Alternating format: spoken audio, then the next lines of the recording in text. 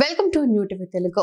Health పాలసీకి సంబంధించి ప్రభుత్వంపై మాజీ మంత్రి కేటీఆర్ తీవ్ర స్థాయిలో విరుచుకుపడ్డారు. హెల్త్ పాలసీకి వ్యతిరేకంగా జీడిమెట్ల పారిశ్రామికవాడలో కేటీఆర్ పర్యటించారు. ఈ సందర్భంగా ఆయన మాట్లాడుతూ నాడు పరిశ్రమలకు రాయితీపై విలువైన భూములు కేటాయించారని, హైదరాబాద్ శివారు ప్రాంతాల్లో భూముల ధరలు ఇప్పుడు భారీగా పెరిగాయని తెలిపారు.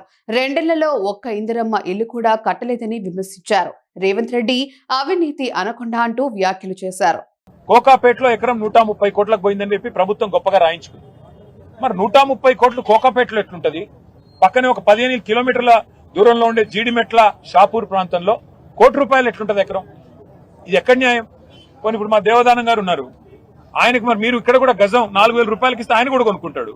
వాళ్ళ మొత్తం సంఘం కూడా మీరు ఇవ్వండి, ప్రభుత్వం ఒక ఎకరం మొత్తం యూనియన్కి ఇవ్వండి, 4,000 రూపాయలు గజం చొప్పున. మేము కావాలంటే చందాలేసి వాళ్ళకి మేము కూడా సాయం చేస్తాం.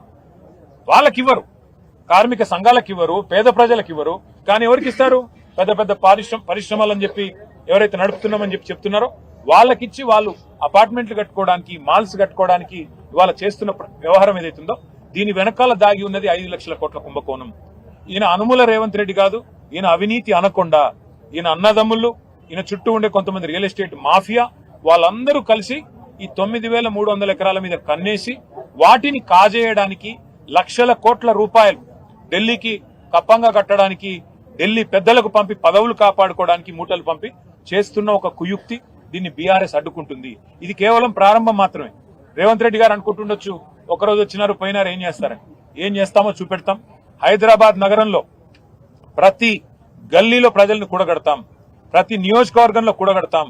కూడగట్టి చైతన్యవంతులు చేసే విధంగా సదస్సులు ఏర్పాటు చేస్తాం, హాల్ మీటింగ్లు ఏర్పాటు చేస్తాం. ఆ తర్వాత రౌండ్ టేబుల్ పెడతాం, అన్ని ప్రజా సంఘాలను కూడగలుపుతాం. అవసరమైతే న్యాయ పోరాటం కూడా చేస్తాము. ఏ పరిస్థితుల్లో కూడా దీన్ని వదిలిపెట్టు. నేను మళ్లీ చెప్తా ఉన్నా పారిశ్రామికవేత్తలకి, 2 ఏళ్ల తర్వాత మళ్లీ వచ్చేది బీఆర్ఎస్ ప్రభుత్వమే. కేసీఆర్ గారు ముఖ్యమంత్రిగా మళ్లీ తిరిగి ఈ రాష్ట్రానికి రాబోతా ఉన్నారు. ఈ హెచ్ఐఎల్టీపీ అనే అపసవ్య నిర్ణయం, ప్రజల సొమ్ము దోచే నిర్ణయం, దీన్ని ఖచ్చితంగా నిర్ద్వందంగా మీరు కూడా తిరస్కరించండి.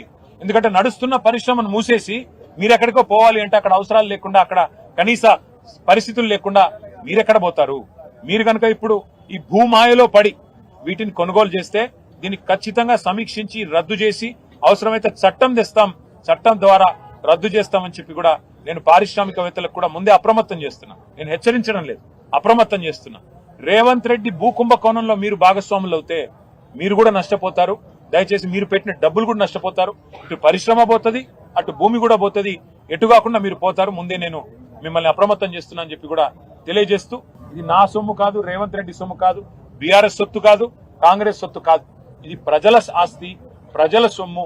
మీకు ఇల్లు కట్టడానికి, మీ పిల్లలకి స్కూళ్లు కట్టడానికి, మీ కుటుంబాల కోసం పార్కులు కట్టడానికి, లేదా ప్రజల అవసరాలకు వినియోగించే హాస్పిటల్ కట్టడానికి, వాటికి వినియోగించాల్సిన స్థలాన్ని ప్రైవేట్ వ్యక్తులకు దారాదత్తం చేస్తుంటే చూస్తా ఊరుకోవడం అనేది భవిష్యత్ తరాలు కూడా క్షమించరాని నేరం అవుతుంది.